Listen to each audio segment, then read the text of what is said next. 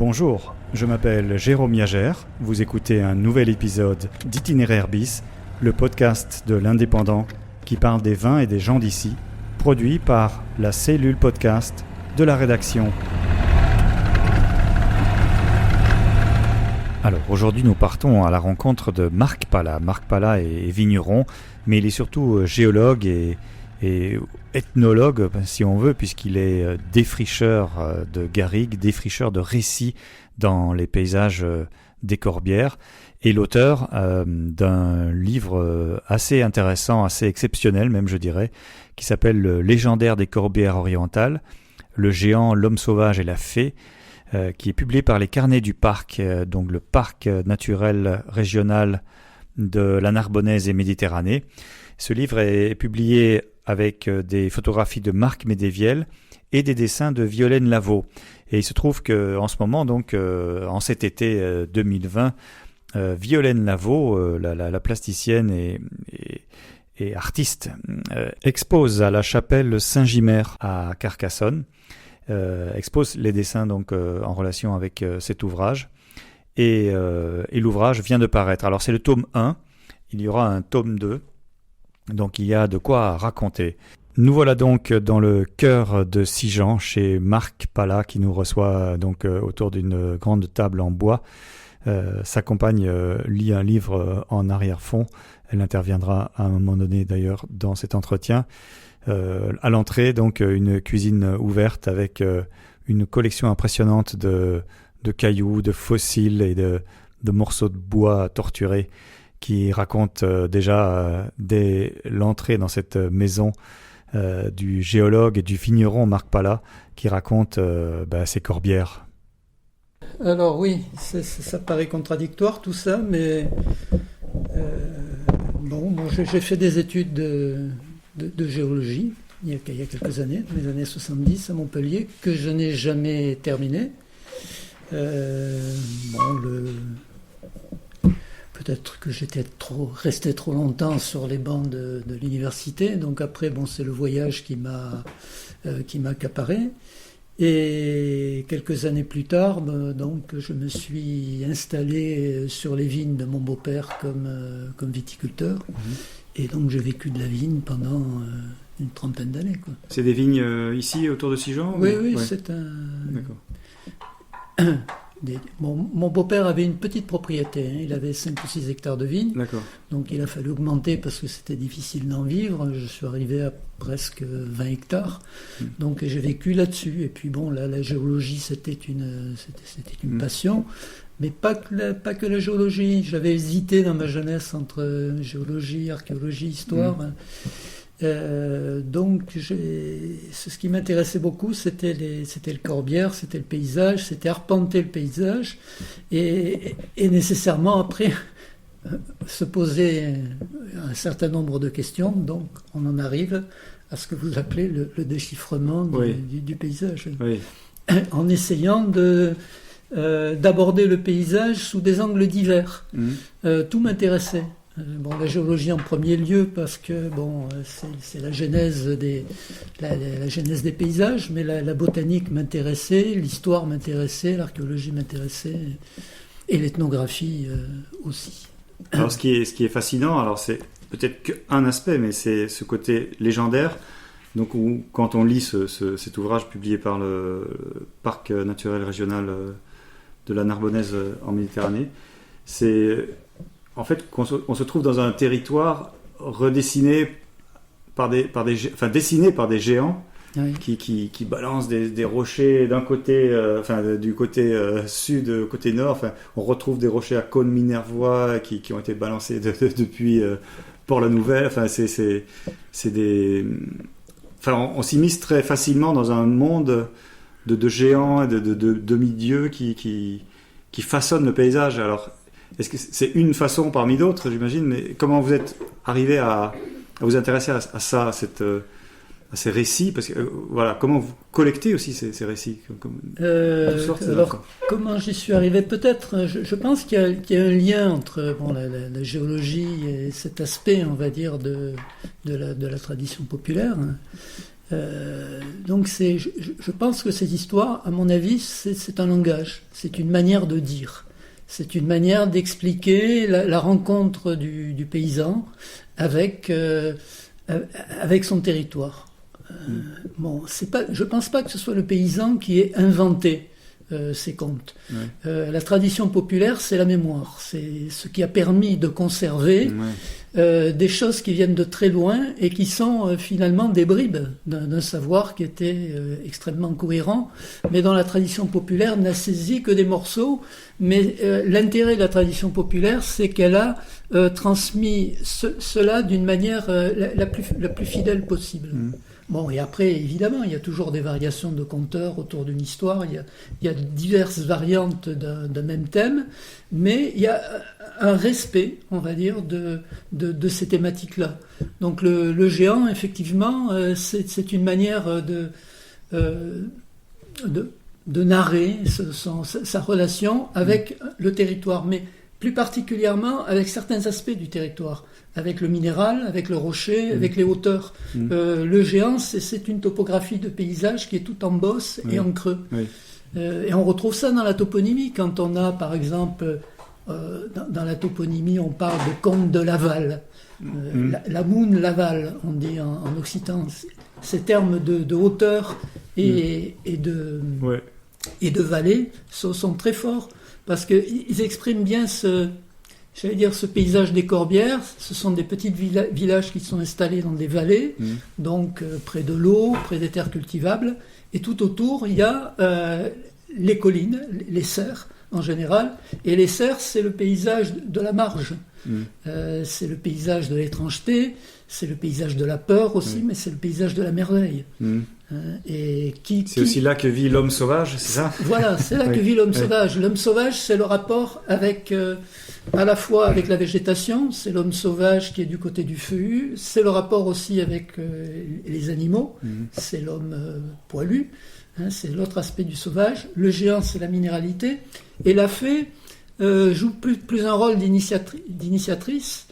Donc c'est plus en rapport avec la psychologie, c'est plus en rapport avec l'homme, c'est plus en rapport avec la richesse, avec le don, avec la fertilité. Oui, ce sont les trois grands chapitres, c'est les géants, l'homme sauvage et les fées. Et les fées, ça c'est la partie solaire, on va dire, du légendaire. C'est ça qui est génial, parce qu'avec ces trois aspects, vous décrivez le paysage, ou enfin vous rapportez une façon de voir le paysage localement depuis des lustres. Parce que comment se transmettent ce savoir, ces histoires, comment elles se transmettent, c'est des on-dit, c'est des... Oui, c'est une oralité. Et puis, le lieu est là pour matérialiser l'histoire. En fait, le géant, dans la tradition médiévale, il y a toujours un rapport entre le microcosme et le macrocosme, entre l'homme qui est un univers de taille réduite et l'univers qui est un grand homme. Ça, c'est des thèmes qu'on retrouve sur la planète entière. Si on va chercher les Indes, par exemple, à l'origine, c'est un géant qui a été démembré. Donc le monde, c'est les différentes parties du géant. On retrouve ça avec Osiris en Égypte, etc. Dans la tradition occitane, c'est un côté un petit peu plus parodique, plus carnavalesque. Le rapport du géant au corps et au territoire, c'est un rapport, moins dramatique. Il y a un sociologue russe, Bakhtin, qui avait étudié ça, le bas corporel et grossier, dans la tradition rabelaisienne, entre autres. Il disait que dans la tradition populaire, le géant, c'est un rire pour exorciser la peur. Donc c'est une manière de raconter la genèse du monde en termes carnavalesques, en termes parodiques. Donc le géant crée le monde à partir d'une matière intime qui sort de son corps. Oui, d'accord. Oui. Ce qui est d'ailleurs très bien rendu par les dessins de Violaine Lavaux, où c'est une citation, enfin, vous me pardonnerez, mais ou le dieu chie, je ne sais quoi, enfin, C'est ça. chie la matière, quoi. Enfin, voilà. C'est ça. Kaget l'estrun, Voilà. pisset Ah, la belle. voilà. Voilà, C'est plus joli en occitan. Oui. c'est la formule. Hein. Oui. C'est donc le monde, il est façonné. Il n'est pas créé. Le géant n'invente pas la matière. Il façonne. Il façonne. Comme si à l'origine, Ouais. bon, le mythe ne le dit pas, Mm. mais comme si à l'origine le géant était dans un lieu qui était uniformément plat. Qui n'avait pas encore de caractéristiques propres, Ouais. et c'est le géant donc qui va donner de la forme, Ouais. de la consistance, de la substance. Ouais. Hein, c'est Ouais. ça qui est fort. Et le ventre joue un rôle très, très important quoi, dans la tradition populaire.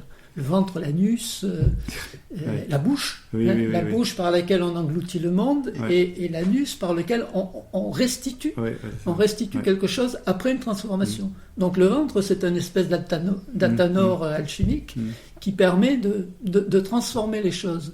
Et cette manière de voir le monde, c'est typiquement une tradition, on va dire, populaire. D'accord. Riche.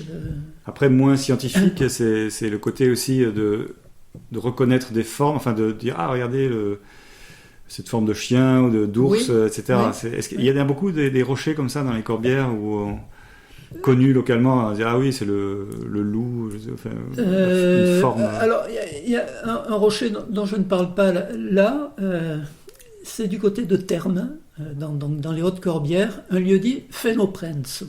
Donc en occitan, ça veut dire femme enceinte.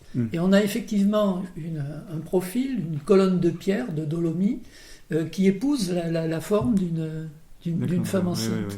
Donc c'est Phénoprens, et curieusement, sous ce Phénoprens, il y a une grotte avec évidemment beaucoup de vestiges qui a été fouillé par Jean Guilaine, de quoi d'époque néolithique. D'accord. Donc il y a toujours la tradition populaire cherche dans le lieu donné sur laquelle est accrochée, est hantée, on va dire, une légende, elle cherche toujours des faits matériels qui permettent justement de dire voilà, ce sont les témoins, ce sont les vestiges de ce que l'on raconte. Oui. Alors ces vestiges, c'est des formes naturelles. D'où cette confusion entre l'imaginaire et le réel. Enfin, et le réel, oui. oui.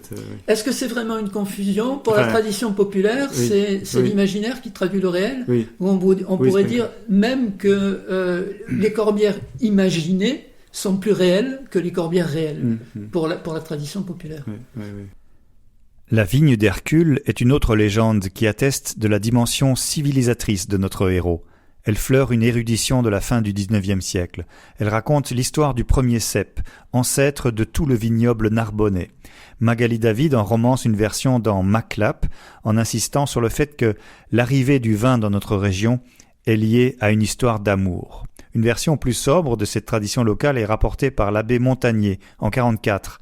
Le peuple narbonnais garda pendant longtemps la même vénération religieuse pour le roi des Bébrix, qui, accompagné de sa fille Pyrène, séjourna près des étangs de Narbonne. On leur rendit les honneurs divins quand on apprit que Pyrène, aimée d'Hercule, avait reçu du dieu de l'Olympe la faveur de donner son nom aux montagnes qui gardent nos frontières régionales, les Pyrénées. Donc une très belle histoire qui est racontée dans ce légendaire des Corbières orientales, publié par le Parc naturel régional de la Narbonnaise en Méditerranée. Une légende qui fait penser que c'est Hercule qui a planté les premières vignes dans notre région, dans l'Aude et dans les Pyrénées orientales, puisqu'il venait d'Espagne. On a voulu en savoir un peu plus. Alors la culture du vin, on a longtemps cru que le vin, on sait que la vigne, l'olivier, ce sont des arbres qui ont été amenés par des cultures méditerranéennes, les Grecs, les Romains, qui ont introduit une manière de faire, l'huile, autour de l'huile et autour du vin. Mais on s'est aperçu, par exemple, en Espagne, les fouilles archéologiques ont montré qu'on a trouvé des grandes jarres, des espèces de dolium très, très anciens, dans lesquels on avait retrouvé des pépins de raisin. Et on pense que la fermentation du raisin, la transformation du raisin en vin est connue dans le monde ibérique depuis au moins le premier ou le deuxième millénaire avant notre ère. Donc on va dire que les Romains, ils ont introduit une manière plus rationnelle de fabrication, et les Grecs ont introduit aussi un savoir, une manière de boire qui était peut-être différente de la manière de boire des Ibères. Et chez les Grecs, on a quelque chose d'intéressant sur les manières de boire, où on compare par exemple la manière dont un Grec boit,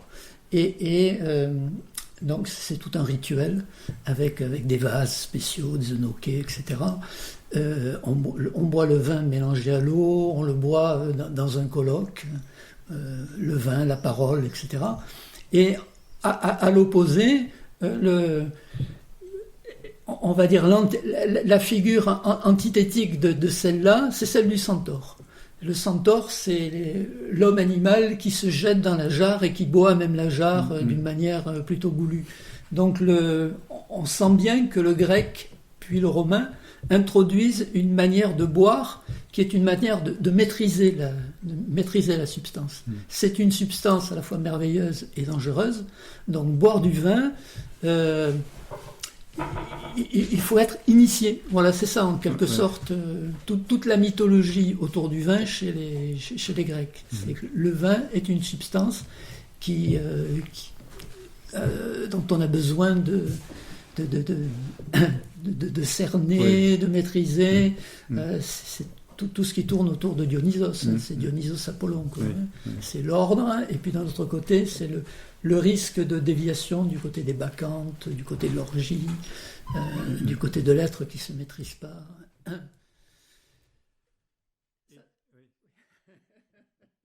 alors justement, on parle de Dionysos,